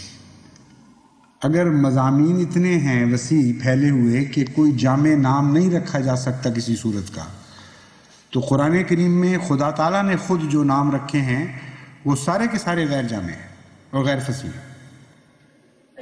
اس قدر جاہلانہ بات ہے اور ایسا ظالمانہ حملہ ہے قرآن کریم کی فصاحت و بلاغت پر کہ حیرت ہوتی ہے، سمجھ نہیں سکتے مضمون کو۔ اصل میں عنوان کا تعلق مضمون سے خود دیکھ نہیں سکتے، اور اپنی کوتاہ بینی کو قرآن کریم اور خدا تعالیٰ کی طرف منسوب کر دیتے ہیں۔ اور تفسیر کا عالم دیکھیے جس پر ساری دنیا میں شور پڑا ہوا ہے کہ مولانا نے کمال کی تفاسیر لکھی ہیں۔ حور کی تشریح تفہیم القرآن جلد 4 تفسیر سورہ صافات حاشیہ 28-29 اور تفسیر سورہ دخان حاشیہ 42 پر جو درج کی گئی ہے، لمبی عبارت ہے۔ خلاصہ اس کا یہ ہے کہ خیموں سے مراد غالباً اس طرح کے خیمے ہیں جیسے عمراء اور رؤسا کے لیے سیرگاہوں میں لگائے جاتے ہیں۔ مراد یہ ہے کہ جو خیموں کا ذکر ملتا ہے وہ کیا قصہ ہے جہاں حوریں ہوں گی، حور مقصورات فی الخیام، وہ خیموں کے اندر قید ہوں گی، اس کی تشریح ہو رہی ہے۔ فرماتے ہیں دراصل یہ غیر مسلموں کی نابالغ بیٹیاں ہیں، چونکہ وہ جنت میں نہیں آ سکتی، اس لیے جنت سے باہر باغات میں ان کے خیمے ہوں گے، اور جو نیک لوگ پاک بیویوں کے ساتھ رہ رہے ہوں گے ان کی خواہش ہوگی اوروں سے بھی وہ ملاقاتیں رکھیں اور شباشیاں کریں، تو اللہ تعالیٰ ان کو اجازت فرمایا کرے گا کہ ان خیموں میں جو غیر مسلموں کی خوبصورت بیٹیاں ہیں جو اس وقت تک جوان ہو چکی ہوں گی جب قیامت آئے گی، ان کے ساتھ جا کر راتیں گزار کے پھر واپس اپنی بیویوں کے پاس آ جایا کریں۔ یہ ہے خلاصہ۔ تو دیکھیے تفہیم القرآن جلد 5 صفحہ 271 زیر آیت حور مقصورات فی الخیام۔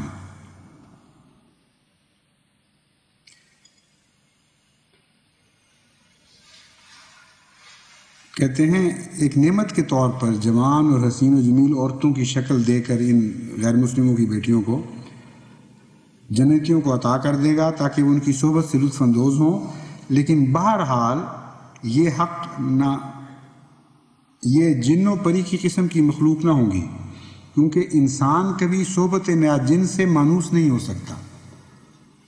یعنی یہ بھی بیان کیا کہ حوریں جو ہیں، یہ کہنا کہ وہ کوئی روحانی مخلوق ہیں بالکل غلط ہے۔ ان کا یہ جسمانی تصور ہے جنت کا، جس کی دلیل کے طور پر انہوں نے سارا قصہ گڑھا ہے۔ کہتے ہیں بالکل گوشت پوست کے جس طرح ہم یہاں ہیں ویسے ہی وہاں ہوں گے، اور چونکہ ایک انسان اپنی حاجات ضروریہ جنوں اور پریوں قسم کی مخلوقات سے پوری کر نہیں سکتا، اس لیے لازماً گوشت پوست کی حوریں ہونی چاہیے۔ اور وہ کہاں سے آئیں گی؟ مسلمان عورتیں تو جنت میں خود ہوں گی، وہ تو ان کی بیویوں کے طور پر یا دوسرے رشتہ داروں کے طور پر ہوں گی۔ تو کیسی اچھی ترکیب نکالی انہوں نے کہ ہاں ایک رستہ ہے کہ غیر مسلموں کی لڑکیوں کو جو نابالغ مر گئی ہوں ان کو حوریں بنا کر وہاں پہنچا دیا جائے۔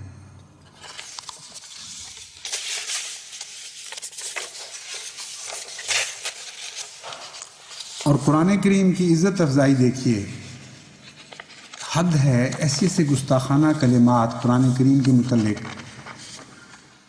بطور معارف بیان کرتے ہیں کہ آدمی دنگ رہ جاتی ہے انسان کی عقل کی کیا مقام ہے اس کتاب کے ان کے نزدیک۔ بحث اٹھائی گئی ہے رد المختار علی در مختار الشامی جلد اول صفحہ 154 میں، اور یہ وہ احناف کی فقہ کی کتاب ہے جو بریلویوں اور دیوبندیوں دونوں کو قبول ہے۔ جو ان میں سے حنفی ہیں وہ سارے اس کو منظور کرتے ہیں۔ کہتے ہیں پس کہا اگر نکسیر پھوٹے یاسین لکھی جائے، سورہ فاتحہ خون کے ساتھ اس کی پیشانی پر اور ناک پر جائز ہے شفا کے حصول کے لیے، اور اسی طرح نعوذ باللہ من ذالک نعوذ باللہ من ذالک سورہ فاتحہ پیشاب سے بھی لکھنی جائز ہے۔ یہ ان کا دین ہے، یہ ان کی گستاخیاں ہیں۔ حضرت صلی اللہ علیہ وآلہ وسلم کے متعلق، انبیاء کے متعلق میں آگے جا کے قصے سناتا ہوں آپ کو ان کے، تو آپ حیران رہ جائیں گے۔ شکر کریں کہ اللہ تعالیٰ نے حضرت مسیح موعود علیہ السلام کو بھیج کر آپ کو کیسے کیسے ظلمات کے پردوں سے نکال کر روشنی عطا فرمائی ہے۔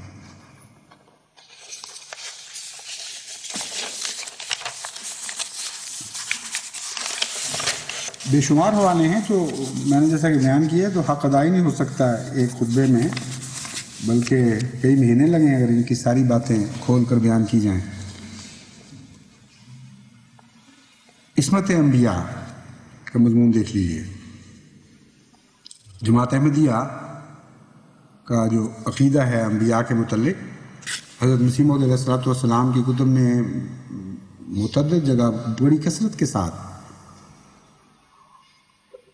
اور بڑی شان کے ساتھ عصمت انبیاء کا مضمون بیان ہوا ہے، اور اس کا خلاصہ حضرت مسلم موعود اپنی کتاب دعوت الامیر میں ایک صفحہ 149 پر جو درج کرتے ہیں اس میں سے چند الفاظ سنیے۔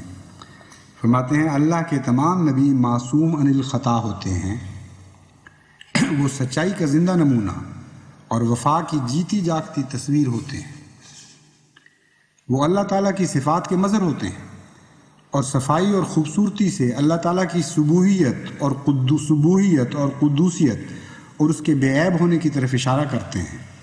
در حقیقت وہ ایک آئینہ ہوتے ہیں جس میں بدکار بعض دفعہ اپنی شکل دیکھ کر اپنی بدصورتی اور زشت روئی کو ان کی طرف منسوب کر دیتا ہے۔ نہ آدم شریعت کا توڑنے والا تھا، نہ نوح گناہ گار تھا، نہ ابراہیم نے کبھی جھوٹ بولا، نہ یعقوب نے دھوکہ دیا، نہ یوسف نے بدی کا ارادہ کیا یا چوری کی یا فریب کیا، نہ موسیٰ نے ناحق کوئی خون کیا، نہ داؤد نے کسی کی بیوی ناحق چھینی، نہ سلیمان نے کسی مشرکہ کی محبت میں اپنے فرائض کو بھلایا یا گھوڑوں کی محبت میں نماز سے غفلت کی، نہ رسول کریم صلی اللہ علیہ وسلم نے کوئی چھوٹا یا بڑا گناہ کیا۔ آپ کی ذات تمام عیوب سے پاک تھی اور تمام گناہوں سے محفوظ و مصون۔ جو آپ کی عیب شماری کرتا ہے وہ خود اپنے گند کو ظاہر کرتا ہے۔ یہ تو ہے جماعت احمدیہ کا رسول، جماعت احمدیہ کا انبیاء کا تصور۔ کیسے ہم کہیں کہ یہ وہی ہے جو تمہارا ہے؟ کیوں ہم یہ نہ کہیں کہ ہمارا رسول اور تمہارا رسول اور ہے، ہمارے انبیاء اور تمہارے انبیاء اور ہیں؟ کیونکہ تم نے تو یہ باتیں نہیں لکھی۔ تم نے جو کچھ لکھا ہے وہ سنو۔ تفسیر حسینی جلد 1 صفحہ 351۔ حضرت آدم نے شرک کیا، شیطان تفسیر یہ حضرت آدم نے شرک کیا، تفسیر جلالین معالم التنزیل میں ہے۔ تفسیر حسینی جلد 1 صفحہ 351 میں ہے، شیطان کا نام فرشتوں میں حارث تھا۔ شیطان نے حضرت آدم سے کہا کہ بیٹے کا نام عبد الحارث رکھو گے تو اس کی پیدائش سہل ہوگی، یعنی اس شرک کی تفصیل بیان کی ہے کہ کیسے شرک کیا۔ چنانچہ انہوں نے عبداللہ کی بجائے عبد الحارث نام رکھ دیا، یعنی پہلا شرک نعوذ باللہ من ذالک دنیا میں حضرت آدم علیہ السلام نے کیا۔ یہ ان کا نبیوں کا تصور ہے۔ حضرت ادریس علیہ السلام کے متعلق فرماتے ہیں تفسیر معالم التنزیل کے مصنف، حضرت ادریس جھوٹ بول کر جنت میں داخل ہو گئے اور پھر واپس ہی نہیں نکلے۔ یعنی جنت میں داخل ہونے کا ایک یہ بھی رستہ ہے جو قرآن کریم کو معلوم ہے، ان کو معلوم ہے۔ قرآن کریم نے تو یہی بتایا کہ سچ کے رستے ہیں سارے، جس نے جنت میں جانا ہو وہ سچ کے رستوں سے آئے۔ اور یہ مفسر صاحب کو علم ہو گیا کہ نہیں، یہ ایک رستہ ایک نبی اللہ کو پتہ تھا، وہ جھوٹ کا رستہ تھا، چنانچہ جھوٹ کے رستے سے وہ جنت میں داخل ہو گئے۔ حضرت لوط علیہ السلام کا پاکیزگی اور اپنی بیٹیوں کے لیے غیرت کا تصور سنیے۔ تفسیر کشاف میں لکھا ہے، قیل ان کنتم تریدون قضاء الشہوۃ فیما احل اللہ دون ما حرما۔ لکھتے ہیں حضرت لوط نے اپنی بیٹیاں پیش کر دیں کہ اپنی شہوت پوری کر لو، کیونکہ یہ خدا نے جائز قرار دی ہیں جبکہ مرد حرام ہے۔ نعوذ باللہ من ذالک۔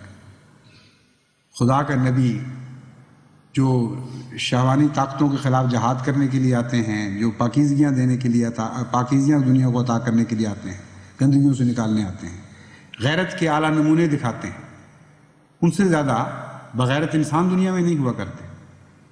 ان سب چیزوں کے برعکس اللہ کا ایک نبی اپنی بیٹیاں پیش کر رہا ہے کہ یہ تمہارے لیے جائز ہے، ان سے جو کچھ تم نے کرنا ہے کر لو، نعوذ باللہ من ذالک۔ اور قوم وہ جو مشتعل ہو کے گروہ در گروہ آئی ہوئی تھی، ان کے سامنے دو بیٹیاں ان درندوں کے سامنے ڈال رہا تھا خدا کا نبی۔ یہ ان کی تفسیر ہے۔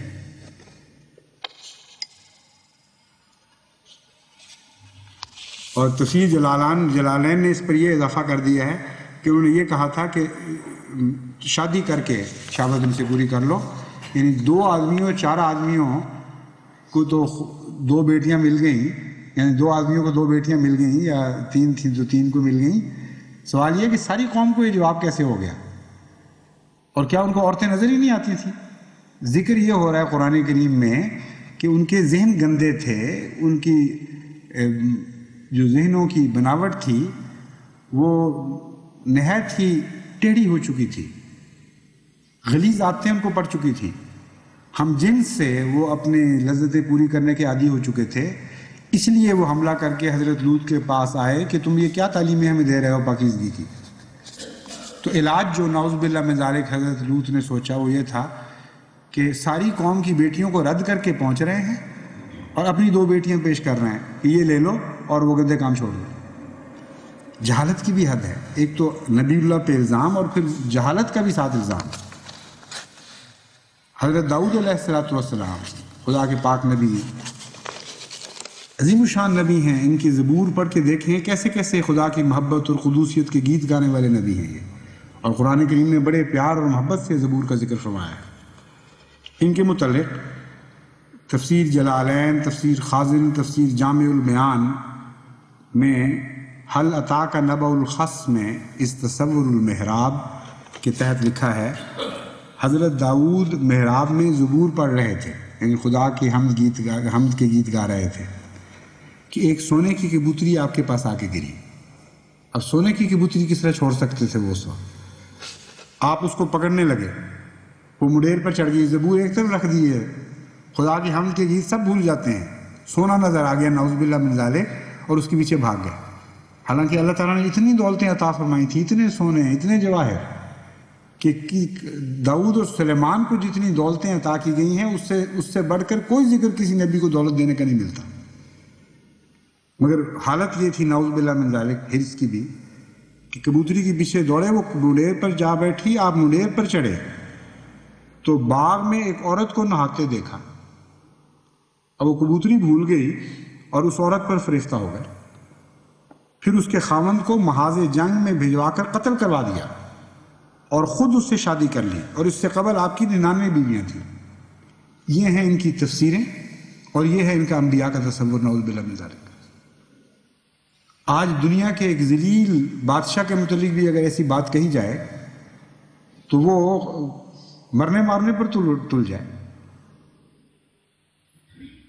حکومت میں شور پڑ جائے کہ اگر وہ سچ ہو تو اس بات کے اوپر انقلاب آ سکتے ہیں کہ ایک بادشاہ کے متعلق ثابت ہو جائے کہ اس نے ازرہ ظلم و ستم ایک اپنے جرنیل کو مروا دیا اس لیے کہ اس کی بیوی پر قبضہ کر لی۔ کوئی معمولی جرم تو نہیں، ایک ادنا دہریہ کے لیے بھی ایک بہت بڑا جرم ہے، مگر کہتے ہیں کہ خدا کے نبی، اور ان میں نبیوں میں بھی سی وہ ذی شان نبی جس کا بڑے پیار اور محبت سے قرآن کریم میں ذکر ملتا ہے، اس نے ایسا کیا۔ ہر جگہ جس چیز کی تعریف کی گئی ہے وہاں اسی چیز میں ان لوگوں نے خدا کا خوف نہیں کھایا یا اپنی لا علمی میں حد سے بڑھ گئے، وہیں جرم ثابت کیا ہے جہاں سے خدا پاک کرتا ہے۔ چنانچہ جتنی آیات ہیں جن کی تفسیر کرتے ہوئے انہوں نے انبیاء پر جرم ثابت کیے ہیں، یہ تمام وہ آیات ہیں جہاں سے عائد کردہ الزامات کی نفی ثابت ہوتی ہے، نہ کہ وہ جرم ثابت ہوتا ہے۔ لیکن جس نبی کو جس چیز کے شہزادے کے طور پر پیش کرتا ہے اللہ تعالیٰ، جس صفت کے شہزادے کے طور پر، اسی صفت کی نفی یہ مفسرین کر دیتے ہیں اور اس کی بجائے ایک نہایت مکروہ گندہ داغ لگا دیتے ہیں۔ اب حضرت یوسف علیہ السلام احسن القصص فرماتا ہے اللہ تعالیٰ کہ ان کا ذکر سب قصوں میں سے سب سے زیادہ حسین قصہ ہے، نہایت پاک باز، عفت مآب نبی، اور ان کی عفت اور پاک بازی کے اظہار کے طور پر وہ قصہ پیش کرتا ہے جسے یوسف اور زلیخا کا قصہ کہا جاتا ہے۔ اور مفسرین حضرت یوسف علیہ السلام کو نعوذ باللہ من ذالک مغلوب الشہوت کے طور پر پیش کرتے ہیں، اور زلیخا کو حضرت زلیخا کہہ کے عفت کی شہزادی کے طور پر پیش کرتے ہیں۔ خرد کا نام جنوں رکھ دیا، جو خرد کا جنوں، اس جنوں کا خرد، اس سے زیادہ اور صادق نہیں آ سکتا۔ جس کی پاکی خدا بیان فرما رہا ہے اس کے اندر گند ثابت کر رہے ہیں، جس کا گند خدا تعالیٰ فرما رہا ہے اس کی پاکی بیان کرتے ہیں۔ یہ قرآن ہے تمہارا، یہ تمہارا انبیاء کا تصور ہے۔ تو خدا کی قسم ہم مجرم ہیں اس بات کے کہ تمہارا قرآن اور ہے اور ہمارا قرآن اور ہے، تمہارے انبیاء اور ہیں اور ہمارے انبیاء اور ہیں۔ کوئی تعلق نہیں ان تصورات کا ان تصورات سے جو ہم رکھتے ہیں، جو مسیح موعود علیہ السلام نے ہمیں عطا فرمائے۔ حضرت یوسف کے متعلق تفسیر روح المعانی میں 20 سے زیادہ روایات درج ہیں، جن کا خلاصہ یہ ہے کہ حضرت یوسف علیہ السلام نے اس عورت سے زنا کا پکا ارادہ کر لیا، اور پھر کیا کیا ہوا 20 صفحات پر پھیلی ہوئی روایات آپ پڑھیں تو آپ کے پسینے چھوٹ جائیں۔ اتنا خوفناک نقشہ ہے، ساتھ ساتھ گانٹھیں دیں، پھر کیا ہوا، پھر کیا ہوا، پھر جبرائیل آیا پھر بھی باز نہیں آئے، اپنا باپ سامنے کھڑا ہو گیا پھر بھی باز نہیں آئے۔ یعنی خدا تعالیٰ نے حضرت یعقوب کو بھیج دیا سامنے کہ کچھ تو حیا کرے گا، نعوذ باللہ من ذالک۔ یعنی ان کا تصور غیروں کا تصور ہے، ہمارا تو نہیں۔ نقشہ کو اس طرح کھینچتے ہیں کہ آخر خدا نے تنگ آ کے حضرت یعقوب کو سامنے لا کھڑا کیا کہ اپنے باپ کے سامنے ابھی جرت کرے گا، کہ پھر بھی باز نہیں ہے۔ پھر جا کر خدا تعالیٰ نے ایک ایسی ترکیب کی، وہ ترکیب کا بیان کرنا بھی انتہائی قابل شرم ہے۔ کوئی شریف آدمی اس کو پڑھتے ہوئے بھی شرما جاتا ہے، کوئی جائے کہ اس کو بیان کرے، یہ تو میں چھوڑ دیتا ہوں اس قصے کو۔ نہایت بے باک الفاظ ہیں۔ تفسیر جلالین میں یہ لکھا ہوا ہے، تفسیر جامع البیان میں لکھا ہوا ہے۔ اور جس کو خدا عصمت کے شہزادے کے طور پر پیش کرتا ہے، اگر اس کا یہ حال تھا نبیوں میں سے بھی جو عصمت کا شہزادہ تھا، تو عام آدمی جو نبی نہیں ہے، خواہ ولی ہوں، قوت قطب ہوں یا غوث ہوں، ان کا پھر کیا حال ہوگا؟ اور جو ان سے ادنا درجے کے لوگ ہیں ان کی عصمت کا کیا تصور ہوگا؟ پھر اس قدر ظالمانہ حملے کیے ہیں ان لوگوں نے. اور جب حکم عدل آیا اور ان تمام حملوں سے قرآن کے نور صفا کو پاک اور صاف کر کے دکھایا، اس وقت یہ حملے کرنے لگے الٹ کے کہ اچھا پھر تمہارا قرآن اور ہے اور ہمارا قرآن اور ہے. ہاں تمہارا قرآن اور ہے اور ہمارا قرآن اور ہے، کیونکہ ہمارا قرآن وہ ہے جو تمام انبیاء کی عصمت کی گواہیاں دیتا ہے، ان کے اوپر گندے الزام نہیں لگاتا. اور زلیخا کے متعلق سنیے، العطایہ احمدیہ فی الفتاوی نعیمیہ صفحہ 358 تا 361 پر ایک نہایت ہی عجیب و غریب قصہ درج کرتے ہیں، اور اس کے لمبا ہے، اس میں سے میں چند ایک اقتباس پر کے سناتا ہوں. فرماتے ہیں انصاف اور حقیقت، ایمان و دیانت کی نگاہ سے اگر دیکھا جائے تو یہ کہنا پڑتا ہے کہ حضرت زلیخا کی پاک دامنی کی مثل آج ہمارے معاشرے میں مفقود ہے. انا للہ. معاشرے کا کیا حال ہوگا اندازہ کر لیں.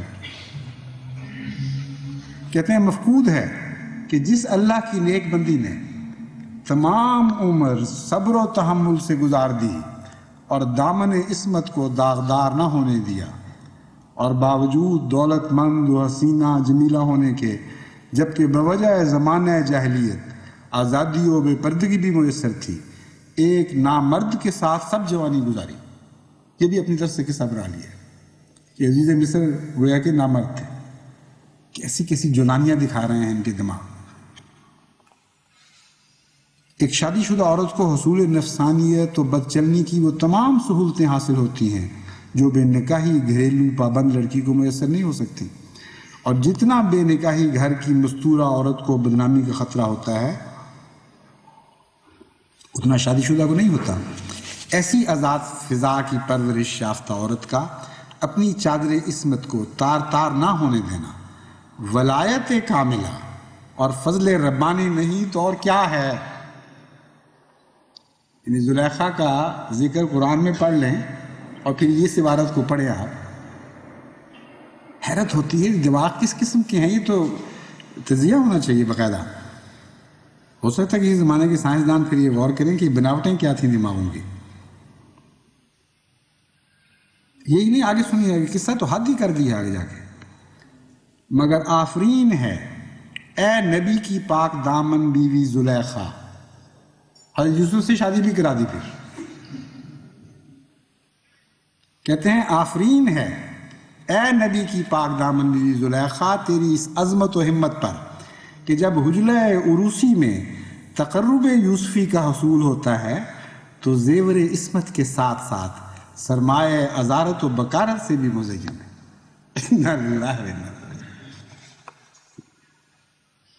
کہتے ہیں کہ زلیخا کی پاک دامنی کو اشکارا فرمایا حضرت یوسف نے خود. کہتے ہیں گستاخی کی پٹی باندھ کر اگر ان باتوں سے منہ موڑ لیا جائے تو اور بات ہے، ورنہ انصاف کی نگاہ اس سچائی کے انکار کی اجازت نہیں دیتی. کیسے ہم کہیں کہ ہمارا قرآن ہمارے نبی وہی ہیں جو تمہارے ہیں؟ خدا کی قسم نہیں ہے. ہم تو اس قرآن کے قائل ہیں جو محمد مصطفیٰ صلی اللہ علیہ وآلہ وسلم کے قلب صافی پہ نازل ہوا تھا. ہم تو ان رسولوں کے قائل اور ان پر ایمان رکھتے ہیں جن کا بڑی محبت کے ساتھ قرآن کریم بار بار ذکر فرماتا ہے اور جن کے پاکیزگی کی گواہیاں دیتا ہے. آسمان کا خدا شہادتیں دیتا ہے. تم کن نبیوں کی طرف ہمیں کھینچ کے لے جا رہے ہیں؟ حضرت سلیمان کوئی نبی ایسا چھوڑا نہیں جس کو، کوئی نبی ایسا رہا نہیں باقی جس کا قرآن میں ذکر ہو، جس پر انہوں نے تانا زنی نہ کی ہو، جس کے اوپر داغ نہ لگائے ہوں.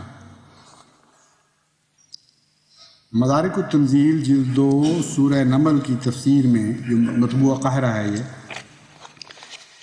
لکھتے ہیں جن ناپسند کرتے تھے کہ حضرت سلیمان ملکہ سبا سے شادی کر لیں، وہاں بھی شادی کا قصہ ہے سارا، کیونکہ وہ جنیہ تھی. جنوں کو ڈر یہ تھا کہ ان کا بچہ جن و انس کی ذہانت کا مالک ہو جائے گا، لہذا انہوں نے متنفر کرنے کے لیے حضرت سلیمان سے کہا کہ ملکہ سبا کی پنڈلیوں پر بہت بال ہیں اور اس کے پاؤں گدھے کے پاؤں کی طرح کے ہیں. چنانچہ اس وہم کو دور کرنے کے لیے وہ جو محل بنوایا گیا صاف شفاف شیشے کا اس کا فرش تھا، کہتے ہیں یہ تھا حضرت سلیمان نعوذ باللہ واقعتاً شادی کرنے کے لیے گئے تھے، تو وہم کو دور کرنے کے لیے حضرت سلیمان نے عرش بنایا اور پانی کے نظارے سے اس کی پنڈلیاں دیکھ لیں، وہ خوبصورت پنڈلیوں والی تھی۔ انا للہ و انا کہتے ہیں پھر حضرت سلیمان نے اپنی آنکھیں پھیر لی، بس یہ دیکھنا تھا، اس کے بعد کہتے ہیں پھر صرف نظر فرما دیا۔ حضرت مسیح موعود علیہ السلام اس کا ذکر کرتے ہوئے فرماتے ہیں، اس مقام میں قرآن شریف میں یہ آیت ہے، قال انہ سرہ ممرد من قواریر، یعنی اس نبی نے کہا کہ اے بلقیس تو کیوں دھوکہ کھاتی ہے، یہ تو شیش محل کے شیشے ہیں جو اوپر کی سطح پر بطور فرش کے لگائے گئے ہیں، اور پانی جو زور سے بہہ رہا ہے وہ تو ان شیشوں کے نیچے ہے، نہ کہ یہ خود پانی ہے۔ تب وہ سمجھ گئی کہ میری مذہبی غلطی پر مجھے ہوشیار کیا گیا ہے، اور میں نے فی الحقیقت جہالت کی راہ اختیار کی تھی جو سورج کی پوجا کرتی تھی۔ ہاں ٹھیک ہے، ہم اس قرآن کے اور اس قسم کے انبیاء کے قائل ہیں جن کا تصور اسی قرآن کریم سے جو محمد مصطفیٰ صلی اللہ علیہ وآلہ وسلم پر نازل ہوا تھا، اسی قرآن کریم سے بے بہا موتیوں کی طرح حضرت مسیح موعود علیہ السلام نے غوطہ خوری کے بعد نکالا اور ہمارے سامنے پیش کیا۔ اس قرآن کو چھوڑ کر ہم اور کس قرآن کے پیچھے جائیں گے؟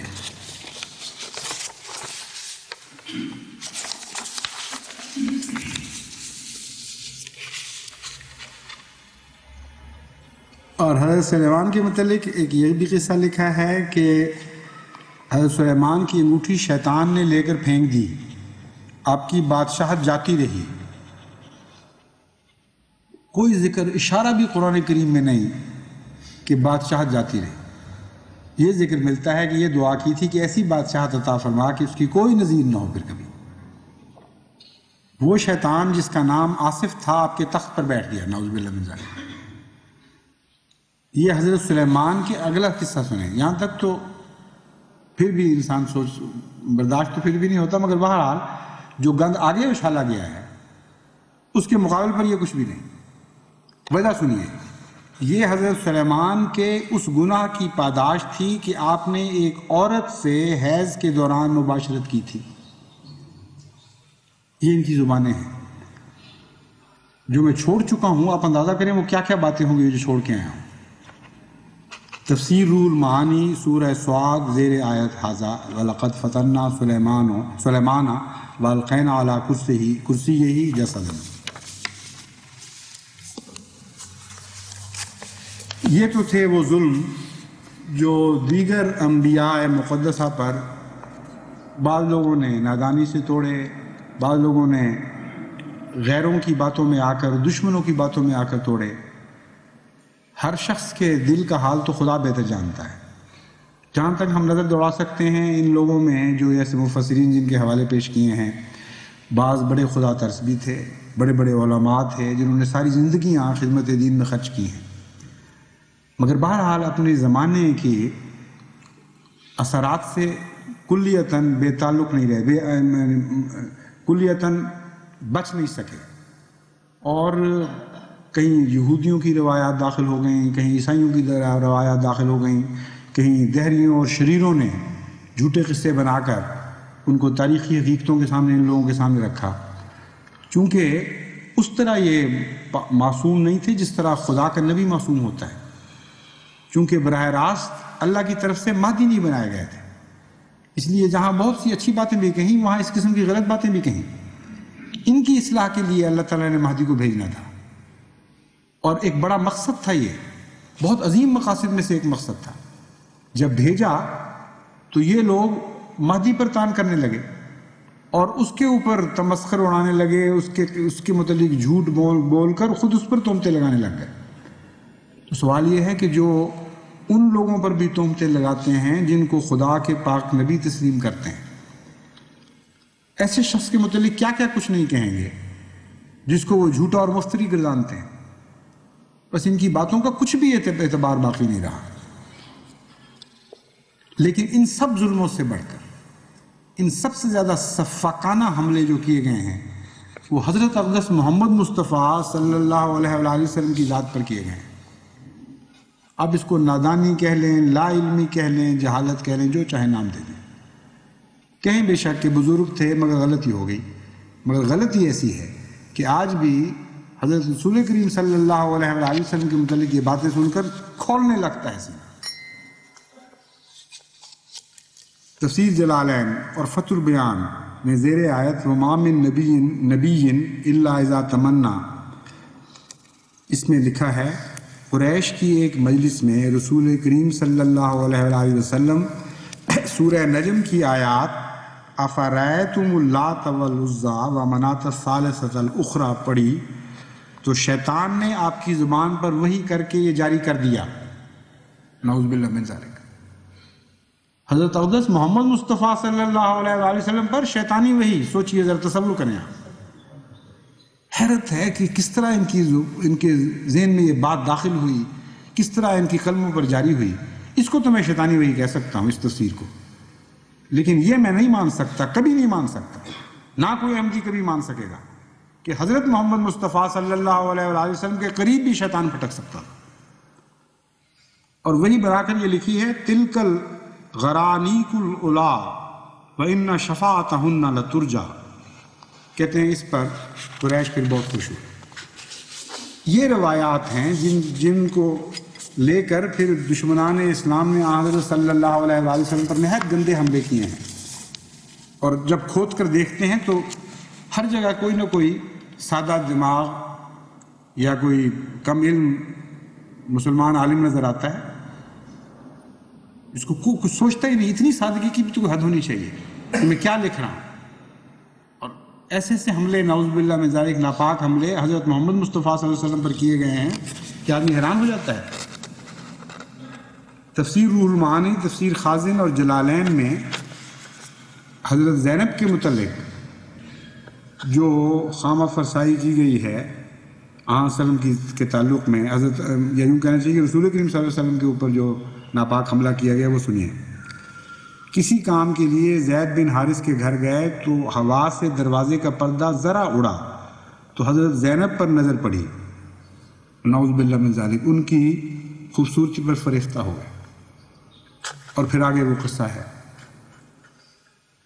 آپ پڑھ سکتے ہیں یہ واقعہ، جان کٹنے لگتی ہے جب انسان یہ لفظ پڑھتا ہے کہ تمام عصمتوں کے شہزادوں سے بڑھ کر وہ عصمت کا شہزادہ جس سے زیادہ پاکیزگی کسی نبی کو نصیب نہیں ہوئی تھی، ایسا مزکی جو نبیوں کو پاک کرنے والا مزکی تھا، اس کے متعلق یہ فرما رہے ہیں، اور دل نہیں ڈولتا ان کا، ان کی جان نہیں گھٹتی یہ لکھتے ہوئے کہ حضرت صلی اللہ علیہ وسلم ذرا سا پردہ ہلا اور ایک خفیف سی نظر پڑی اور نعوذ باللہ من ذالک عاشق ہو گئے۔ اور جس طرح یہ مزے لے لے کر ان قصوں کو بیان کیا گیا ہے تفاسیر میں، یہ سارے حوالے اس کے موجود ہیں میرے پاس، یہ تو پڑھ بھی نہیں سکتا انسان۔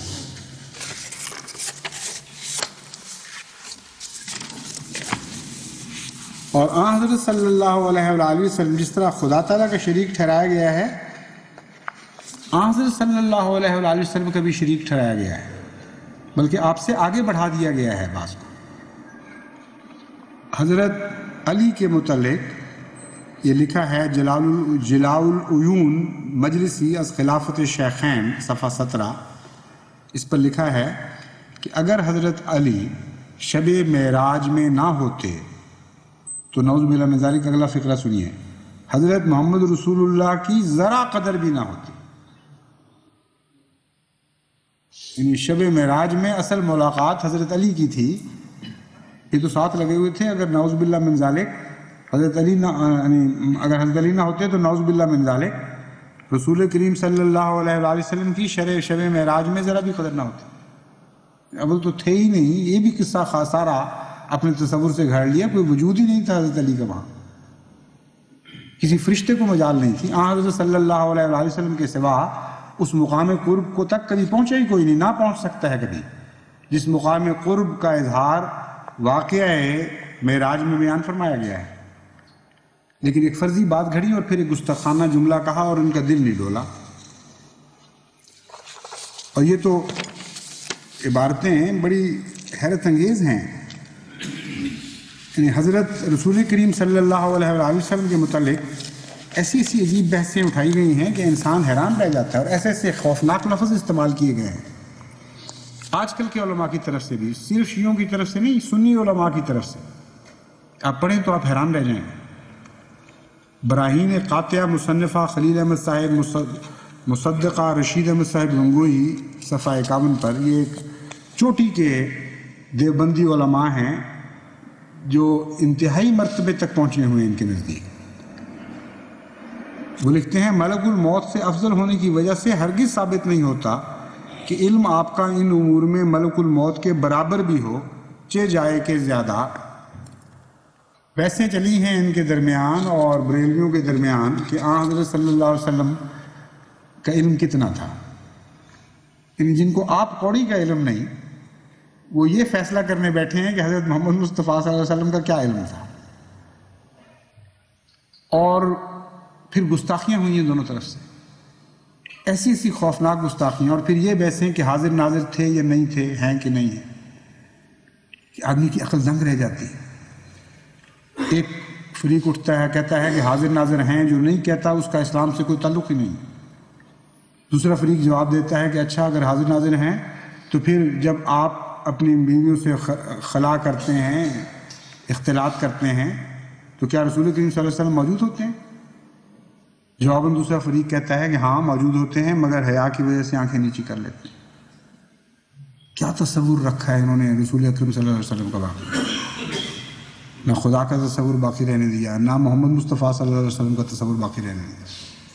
دائیں بھی کاٹ کی ہے ان کی زبانوں نے اور ان کے قلموں نے، بائیں بھی کاٹ کی ہے ان کی زبانوں اور ان کی قلموں نے۔ شرقی نور کا بھی کچھ نہیں چھوڑا اور غربی نور کا بھی کچھ نہیں چھوڑا، ہر طرف سے ناپاک حملے کیے ہیں، اور اسلام کو ایسا مسخ کر کے پیش کیا ہے کہ اگر اس اسلام کو پیش کر کے دنیا کو اسلام کی طرف بلایا جائے تو کوئی معقول، کوئی ذی ہوش انسان منہ بھی نہ کرے اسلام کی طرف۔ اور وہ جو ان کی اصلاحوں کے لیے آیا، جو حکم بدل کی کرسی پر خدا کی طرف سے بٹھایا گیا، اس پر پھر زبانیں دراز کر رہے ہیں۔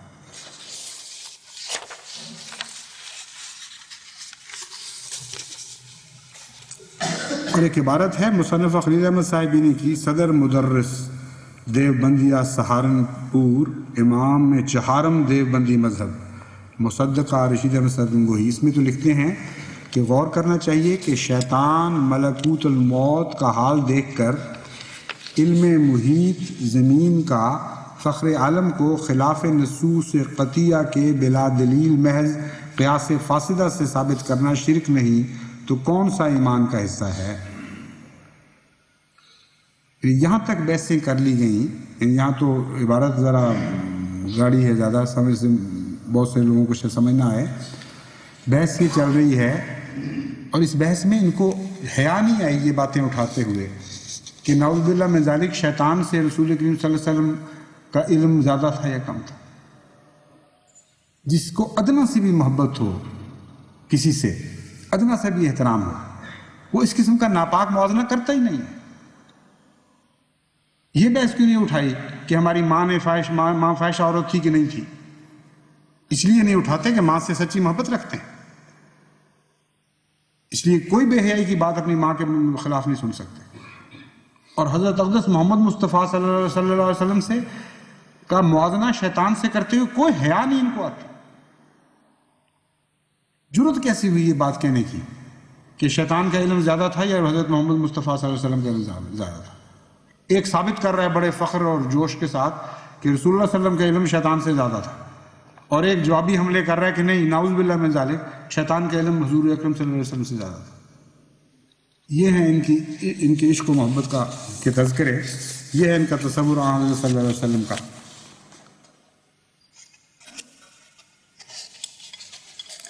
اور پھر گستاخی کی زبان رکتی ہی نہیں ہے کہیں جا کے۔ کہتے ہیں آپ کی ذات مقدسہ پر علم غیب کا حکم کیا جانا اگر بقول زید صحیح ہو تو دریافت طلب امر یہ ہے کہ اس غیب سے مراد بعض غیب ہے یا کل غیب؟ اگر بعض علوم غیبیہ مراد ہیں تو اس میں حضور کی ہی کیا تخصیص ہے؟ اگر بعض امور غیبیہ مراد ہیں تو اس میں حضور ہی کی کیا تخصیص ہے؟ ایسا علم غیب تو زید عمر بلکہ ہر سبی و مجنون بلکہ جمی حیوانات و بہائم کے لیے بھی حاصل ہے۔ حفظ الایمان مصنف اشرف علی تھانوی مطبوعہ دیوبند صفحات۔ دلیل دو بشک، ایک غلط فاسد عقیدہ ہے اس کو غلط ثابت کرو، مگر گستاخی تو نہ کرو اس دوران۔ حضرت صلی اللہ علیہ وآلہ وسلم کا مقابلہ اپنے آپ کو سچا دکھانے کے لیے، اپنے آپ کو دشمن کے اوپر غالب دکھانے کے لیے، حضرت صلی اللہ علیہ وآلہ وسلم کا موازنہ سبھی مجنون جمی حیوانات کرتے ہوئے بھی ان کو لرزہ طاری نہیں ہوتا، حیا نہیں آتی۔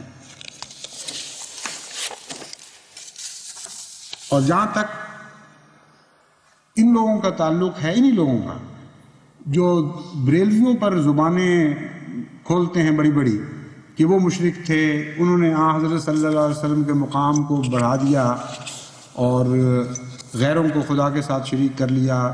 دو قسم کے شرکوں کے حملے کرتے ہیں ہم پر، ایک شرک فی النبوہ اور ایک شرک فی الوہیت، کہ وہ الوہیت میں بھی شریک ٹھہرا دیتے ہیں اور حضرت صلی اللہ علیہ وآلہ وسلم کے تقدس میں بھی غیر اولیاء کو شریک ٹھہراتے ہیں۔ یہ حملے کیے جاتے ہیں۔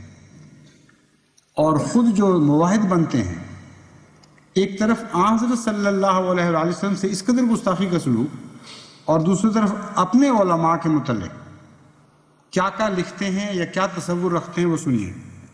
مولانا رشید احمد صاحب گنگوہی کی وفات پر شیخ الہند مولانا محمود حسن صاحب نے مرثیہ لکھا، اور اس مرثیے میں لکھتے ہیں: زباں پر اہل ہوا کی ہے کیوں اول و حبل شاید، اٹھا عالم سے کوئی بانی اسلام کا ثانی، نعوذ باللہ من ذلک۔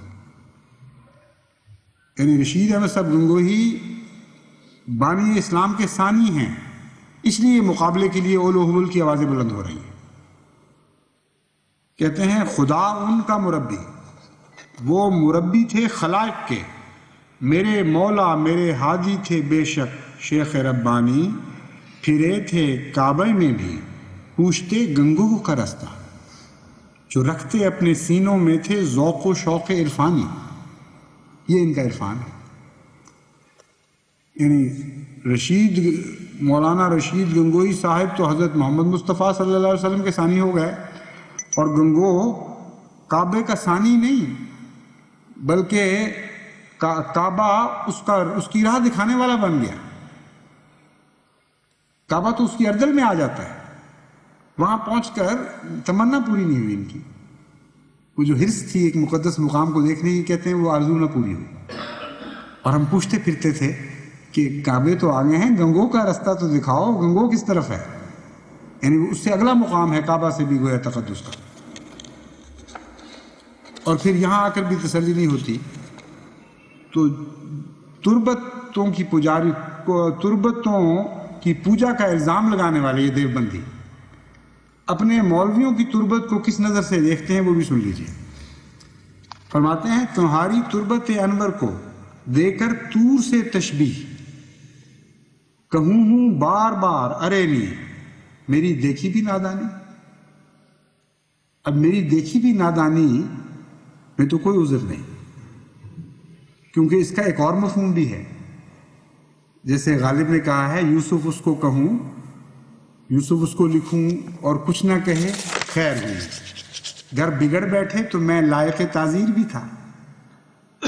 یہ بھی نادانی ایک ہو سکتی ہے کہ یہ کہہ کر میں نے ہتک کر دی ہے اپنے امام کی کہ تمہاری تربت کہاں کہاں تو، لیکن یہ معنی نہ صحیح۔ پھر بھی نادانی کی گنجائش کوئی نہیں رہتی۔ نادانی ایک دفعہ ہو گئی، دو دفعہ ہوئی، یہ تو کہتے ہیں کہوں ہوں بار بار ارے نہیں میری دیکھی بھی نادانی۔ یہ تو نادانی نہیں، یہ تو خطا ہے، اور ایسی بڑی خطا کہ ایک مولوی صاحب کی تربت کو طور سے تشبیہ دے رہے ہیں، اور ارے نہیں خدا کو مخاطب کر کے جو موسیٰ نے کہا تھا وہ اس تربت کو مخاطب کر کے کہہ رہے ہیں ارے نہیں مجھے اپنا جلوہ دکھا۔ اور ابھی یہ موحدین ہیں۔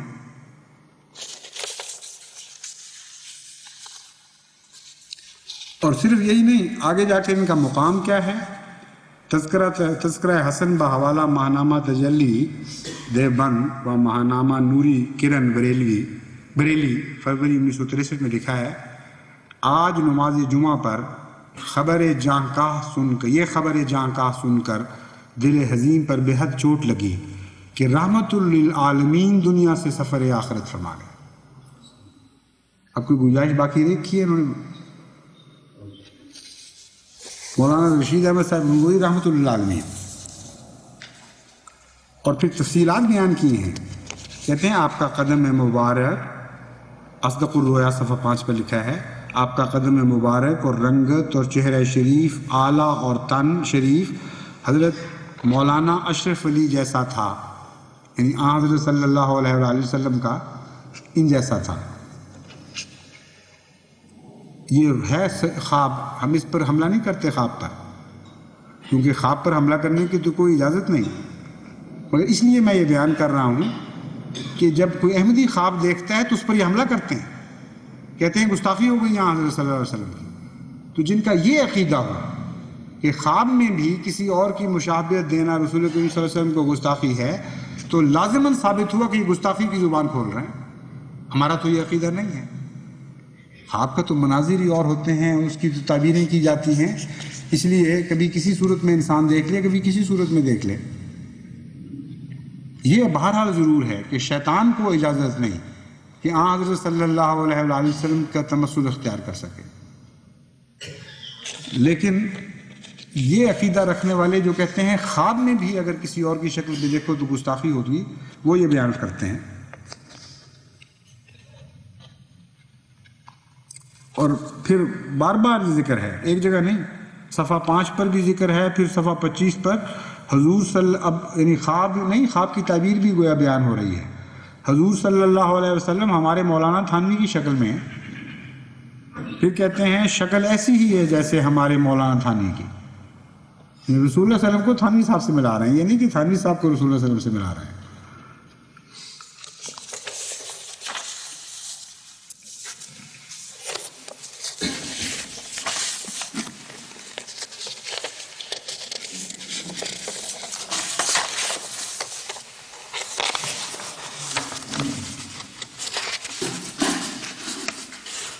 اور جہاں تک کلمے کا تعلق ہے، میں اب اس پہ بات ختم کرتا ہوں۔ الزام ہم پر لگاتے رہے ہمیشہ، جھوٹے الزام، جو خود ہی آخر ثابت کر دیا کہ سراسر جھوٹ تھا، بہتان تھا، کوئی بھی اس میں حقیقت نہیں تھی، کہ جماعت احمدیہ کا کلمہ اور ہے اور حضرت رسول اکرم صلی اللہ علیہ وآلہ وسلم نے جو کلمہ ہمیں سکھایا وہ اور تھا۔ اور اپنا یہ حال ہے کہ شیعوں نے بھی کلمہ تبدیل کر رکھا ہے اور سنیوں نے بھی کلمہ تبدیل کر رکھا ہے، اور یہ باتیں مختلف ان کی کتب اور رسائل میں ملتی ہیں، اور جانتے ہیں یہ علماء سب کچھ، اور اس کے باوجود خاموش ہیں، کوئی آواز نہیں اٹھاتے۔ جہاں نہیں تبدیل وہاں آواز اٹھا رہے ہیں، جہاں تبدیل ہے وہاں کوئی آواز نہیں اٹھاتے، کوئی غیرت کی ان کے اوپر جوں بھی نہیں رہتی۔ خواجہ معین الدین چشتی قدس سرہ کے متعلق حسنات العارفین صفحہ 34 پر لکھا ہے، ایک شخص نے خواجہ سے کہا، یہ خواب نہیں ہے، واقعہ لکھا ہے، ایک شخص نے خواجہ سے کہا میں چاہتا ہوں کہ مرید ہو جاؤں، کہا لا الہ الا اللہ چشتی رسول اللہ کہو، اس نے ایسا ہی کیا، خواجہ نے اسے مرید کر لیا۔ اب یہ حضرت خواجہ معین الدین کی بھی بڑی سخت گستاخی اور ہتک ہے، ان کے اوپر بڑا ظالمانہ الزام ہے۔ یہ ہو ہی نہیں سکتا کہ حضرت خواجہ معین الدین سب چشتی جیسے بزرگ اہل اللہ اور اپنے وقت کے مجدد وہ ایسی بات کہیں، لیکن جو انبیاء کو نہیں چھوڑتے بد زبانیوں سے اور جھوٹے افسانے گھڑ کر تہمتیں گھڑنے سے، انہوں نے اپنے پیروں اور فقیروں کو کیسے چھوڑنا ہے؟ یہ وہ قوم ہے جن سے ہمیں واسطہ پڑا ہوا ہے۔ عجیب حال ہے ہمارا بھی، اللہ معاف فرمائے ہمارے گناہوں کو۔ یہ تھوڑی ذات کا حق تو نہیں بنتا کہ ان علماء سے واسطہ پڑا ہو کسی قوم کو، اور دن رات ان سے وہ مجاہدے میں مصروف ہوں اور ان کی جہالتوں کے پردوں کو چاک کر کے دنیا کو روشنی کی طرف بلانے کی کوشش کر رہے ہیں۔ میں تو سمجھتا ہوں، مجھے یعنی میرا ایمان ہے کہ اتنا بڑا مجاہدہ ہے جماعت احمدیہ کا کہ اس مجاہدے کے نتیجے میں سینکڑوں سال کے مجاہدے جو عام انسانوں کے انفرادی ہوتے ہیں، ان کا بھی وہ مقام نہیں ہو سکتا۔ بڑی عظمت کا مقام ہے، اور قرآن کریم اسی لیے اس کو واضح فرماتا ہے کہ تمہارا غیروں سے کیسے مقابلہ میں کروں گا، تم تو وہ لوگ ہو جب قدم اٹھاتے ہو تو ان لوگوں کی غیظ کی نظریں تم پر پڑتی ہیں۔ یہ ضرورتوں کی طرف لے جانے والے لوگ ہیں، تم نور کی طرف بلانے والے لوگ، تم سے کیسا مقابلہ؟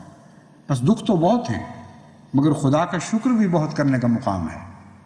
کیسا عظیم الشان مہدی تھا وہ، جس نے ان سارے ظلمتوں کے پردے چاک کر کے ہمیں نور کی طرف بلایا، اور اس نور کو دوبارہ روشن کر کے سورج اور چاند سے بڑھ کر روشن کر کے دکھا دیا، جو حضرت اقدس محمد مصطفیٰ صلی اللہ علیہ وآلہ وسلم اور کلام الہی کا نور تھا۔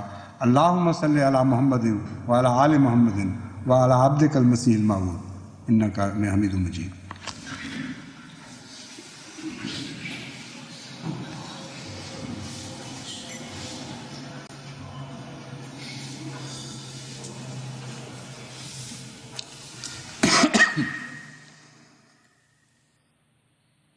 گرم ہے نہیں؟